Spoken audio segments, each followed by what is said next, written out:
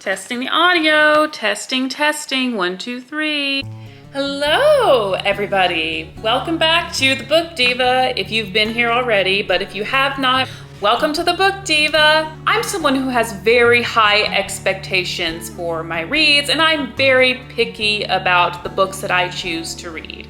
We are coming into this new year of 2024, and I think it only makes sense to see what new books are coming out this year. And luckily I have a friend that sent me an article of 15 books that are planning to come out in 2024. I haven't read this article in detail. I kind of just gave it a little quick skim, but today we're gonna actually go through all of the books listed here and see if any of you might be interested in reading them, or if I seem to take interest in reading them. Let's just see what 2024 has in store for our literary adventures. First, we've got Greta Valdin by Rebecca Riley. This sibling story is being billed for fans of Schitt's Creek. I love Schitt's Creek. Oh my god, ew, David! So let's see what this not has to do with Schitt's Creek, but let's see what Greta Valdin might have in store for us. Rebecca Riley's Greta Valdin follows a sister and brother, the titular characters, as they navigate queerness, multiracial identity, and messy dramas of their Maori Russian Catalonian family. It's already an international bestseller in New Zealand, but it's set to release in the US in February. Okay. I haven't read a lot of LGBTQ books. I read The Perks of Being a Wallflower recently for the first time. So next up we've got Splinters by Leslie Jamison. I hate Splinters. Splinters hurt! A writer who's been compared to the greats like Joan Didion and Suzanne Sontag. I don't know who those are, but let's see what they've got to offer us. What Leslie Jamison has in common with them. Leslie Jamison's first memoir is sure to be a worthwhile and thought-provoking read. In Splinters, Jamison covers the story of her life after divorce alongside her experience with motherhood, art, and new love. The book is set to release in February. Okay, so we got some February releases up in here. Okay, so next we've got Wandering Stars by Tommy Orange. Tommy Orange is a Pulitzer Prize finalist and author of There. You know, my doctor, she actually told me to read that book. If my doctor thinks it's a good book, hey, she's the doctor. You gotta take the doctor's orders, so I'm gonna read There. Wandering Stars offers a follow-up to his beloved debut, meeting the characters where they left off. So I guess this is a sequel, meeting the characters where they left off and tracing their stories back to the Sand Creek Massacre of 1864 and the Carlisle Indian Industry School. The novel winds readers through the interconnected stories of 3 generations of a Native American family, highlighting the institutional violence that follows their bloodline. I mean, that's not pleasant. If I read There and I like it, I might give this one a try too. Number 4, we've got There's Always This Year by Hanif Abdurrahman. This guy. I don't like mispronouncing people's names, so if I don't pronounce somebody's name right, I'm just gonna say this person, or I'll just insert their name right there. Basketball is at the center of this memoir by Hanif, last name, who grew up in Columbus, Ohio in the 1990s, the golden era of the game. I'm gonna have to disagree with that, because the 90s are the golden era of movies and television. I don't wanna hear it. That's just a fact.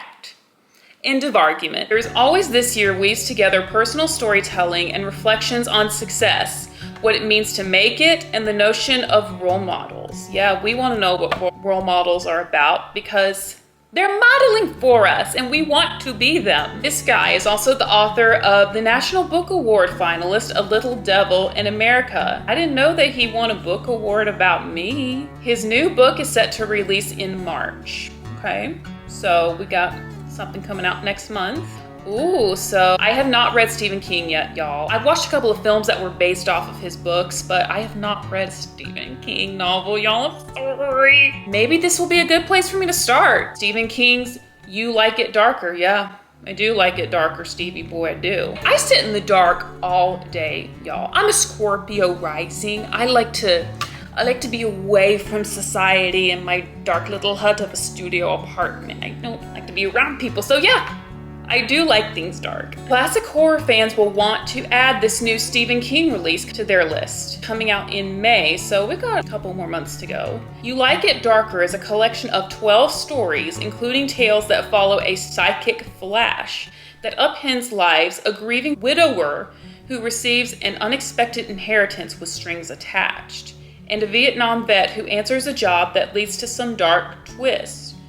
We love ourselves some dark twists here on the Book Devo. Next, we've got Margo's Got Money Troubles by Ruthie Thrope. This June 2024 release has already been picked up for an A24 film. Ooh, looks like I might have to do another book versus film comparison by both Nicole Kidman as well as Elle and Dakota Fanning's production companies. I didn't know they had a production company. When was this? Releasing in June follows the story of Margo Millay, not Robbie, who after enrolling in junior college has an affair with her English professor, gets pregnant, and develops a plan to get cash by starting an OnlyFans account. Okay, well, honey, whatever you gotta do to make money, whatever you gotta do to get some extra side income in, but it's just not for me. I just don't roll that way. Next we've got Where Sleeping Girls Lie. Well, I lie on my bed when I sleep, so maybe these girls don't. Let's see. This new novel from Farida, last name, the New York Times bestseller author of Ace of Spades, is a great choice for fans of young adult mystery. I don't think I've read a young adult mystery. Unless you count Looking for Alaska as a young adult mystery, then I have read that one. The story follows Said Hussein, the new girl at a prestigious boarding school who discovers dark secrets after her roommate disappears. The book is set to release in March. We've got some exciting March releases to look forward to, it seems. So next we've got Rebel Girl. Is that going to be the name of my memoir? I like to think I'm a rebel. Fans of female-fronted punk bands of the 80s and 90s. Bangles fan all the way, y'all. Even though I was not born or alive during the 80s, I am such a Bangles fan. And if you're a Bangles fan, go ahead and comment below. Let's bring the Bangles back together, because I want to hear what they sound like in 2024 and beyond. This new memoir from Kathleen Hanna, frontwoman of Bikini, Le Tigre, and Julie Ruin. The memoir out in May, so we've got a couple more months to go with this one. We'll follow Hannah's story from childhood through her college years, onto her life as a performer and her battle with Lyme disease. I was tested for Lyme disease once, but it came back negative, so don't worry. Next we've got Anita de Monte Laughs Last. Can't relate because I'm always the first one to laugh, by first name Gonzalez. Anita de Monte Laughs Last, out in March, author of Olga Dies Dreaming. That would make dying a lot more painful. Dying while you dream. A 2023 Pulitzer Prize finalist. Her forthcoming book follows Raquel, a first-generation Ivy League art student who uncovers the work of a female artist, Anita de Monte. So she's the artist, Anita de Monte. Decades after her mysterious death, oh, she's dead in this one. The story goes back and forth in time to tell stories of both women interweaving their experiences. Does she laugh last because she's dead? Next we've got Like Love, Essays and Conversations by Maggie Nelson. If you're a fan of Maggie Nelson's work, well, I don't know if I'm a fan of Maggie Nelson's work because I've never read Maggie Nelson's work, but maybe I should. I have yet to read a book of essays, so maybe this would be a good start. Including the books Bluets and the Argonauts. This essay collection will give you a more intimate view into her life and mind. The essays are drawn from 20 years of the author's work and cover a wide range of topics from love and friendship. That's good. Feminist and queer issues, and even other artist subjects, from Prince to Kara Walker. The collection of essays is set to release in April. All right, so we've got, I think that was the first April release we got on there. Got some love for April. Next up, we've got Be a Revolution. Ooh, let's be a revolution. Why don't we all be revolutions? Thank you very much, because I want to be a revolution. Ijeoma Olu is the #1 New York Times bestselling author of So You Want to Talk About Race. It's very, very important to talk about, yeah, for sure. It provides readers with a vital guide to discussing issues of race and racism. and Mediocre, which discusses the impact of white male supremacy on American culture and history. Now with Be a Revolution, how everyday people are fighting oppression and changing the world, and how you can. I sure do. I want to know how to change the world and be a revolution, so maybe I need to read this. Olu highlights the ways in which people already are and can enact positive change in American institutions. Be a Revolution is out in January. Okay, so it's already released. Maybe I'll need to do more research on this. And it's a perfect read to reference as you make your New Year's goals. Okay, here we go. Is that the same thing as a New Year's resolution? New Year goals? Because if so, I don't do New Year's resolutions anymore. I can't stick to them. It never happened.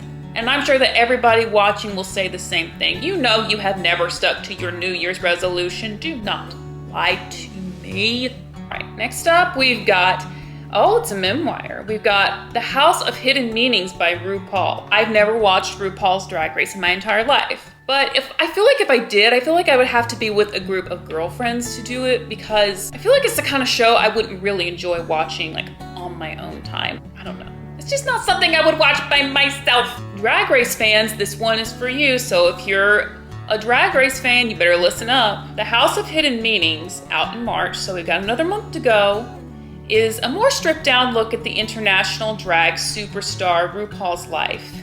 The memoir follows the now pop culture icon when he was growing up Black, poor, and queer in a broken home, and illustrates how discovering the power of performance and self-acceptance has led him to where he is now. I know that just from personal experience for performing in theater for many, many years. When you're performing, when you're an actor and you're performing, you really do discover things about yourself that you didn't know that you had in you. And also I puppeteered for 5 years. I'm a professionally trained puppeteer. Especially with that, like I learned stuff about myself that I did not even know I had through playing these puppet characters, which I'm gonna talk more about in these videos. And also comment below if you wanna hear more puppet stories, because I got them. And I may be releasing an online course about puppetry soon, so definitely stay tuned for that.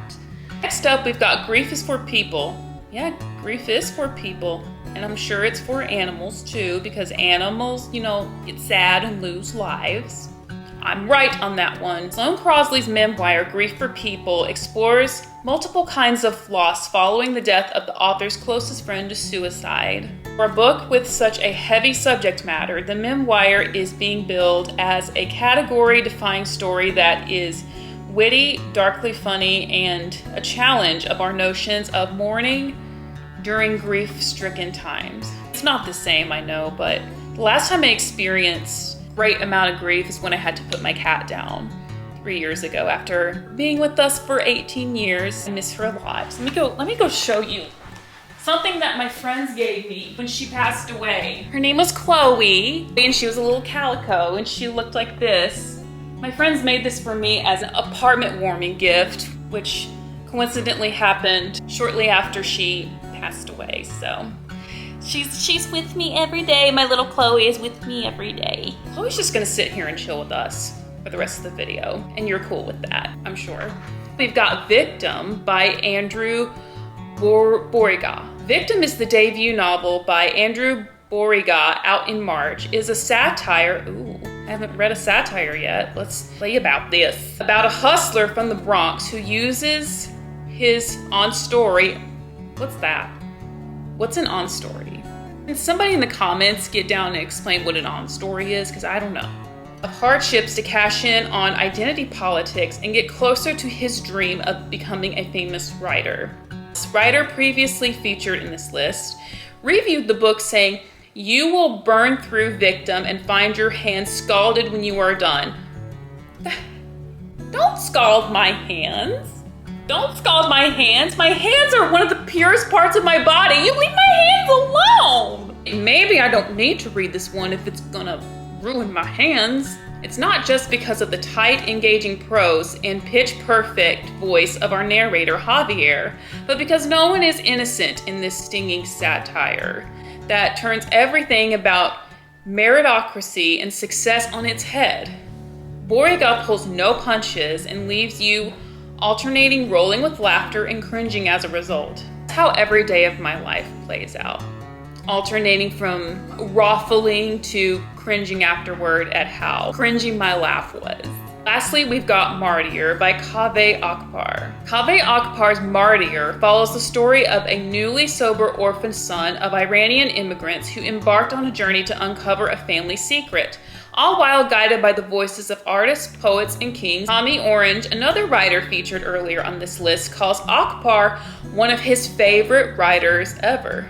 Well, if I read Tommy Orange's book, and I trust him, maybe I should probably trust him on this too.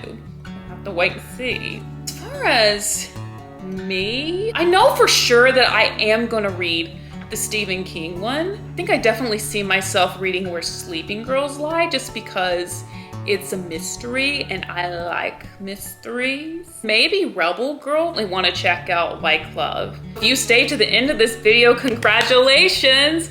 Let me know in the comments what books of these that sparked your interest and which ones you might like to read. And if you enjoyed this video, make sure that you hit that subscribe button. Also, let me know what you guys would want to see on here on this channel. Even if it's not book related, I want to know what you guys are into. That is about all for now. I will see you next week.